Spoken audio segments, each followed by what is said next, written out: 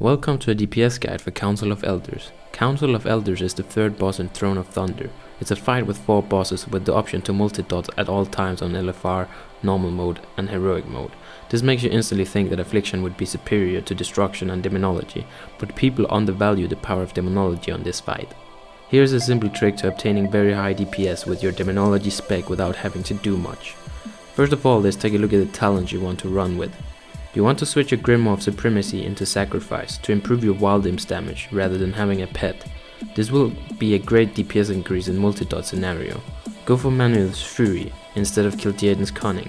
You will be in Demonology form most of the fight and barely be hard casting. The extra reach of an Immolation Aura tick will work for the better. What I did as well was using the Glyph of Everlasting Affliction together with the Lai Shen trinket. This means that every time your trinket procs with 100% crit for 4 seconds, you put up as many dooms as possible on the 4 targets, making all your dooms create a wild imp every time it ticks for 2 minutes. With some luck and RNG, you can get dooms rolling on 4 targets with nearly 100% crit most of the fight, and every time your doom crits you create a wild imp.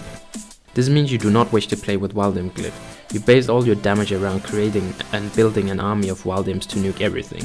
The results will speak for itself. The opening burst might lag, but your damage will steadily increase and stay the same value for the whole fight. I promise you nobody will reach you with this tactic, and if your raid leader calls it whoring, you can tunnel more of your touch of cares into the boss that is currently active and needs to be DPS'd. You should try to keep corruption on all 4 targets, simple to tap target touch of cares to refresh it. If the bosses are gathered, Immolation Aura can be up for extra nukes as well. It drains a lot of fury, but if you micromanage the corruptions, you will have a very high income of fury together with your wild imp.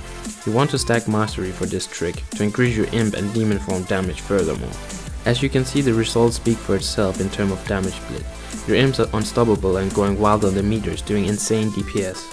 If you do not find Demonology attractive, a good old Affliction spec will still do very good damage on this fight as well. I hope you enjoyed this video to help you improve your DPS. Further questions will be answered in the comments, and remember to subscribe if you wish to see more guides on bosses in the future.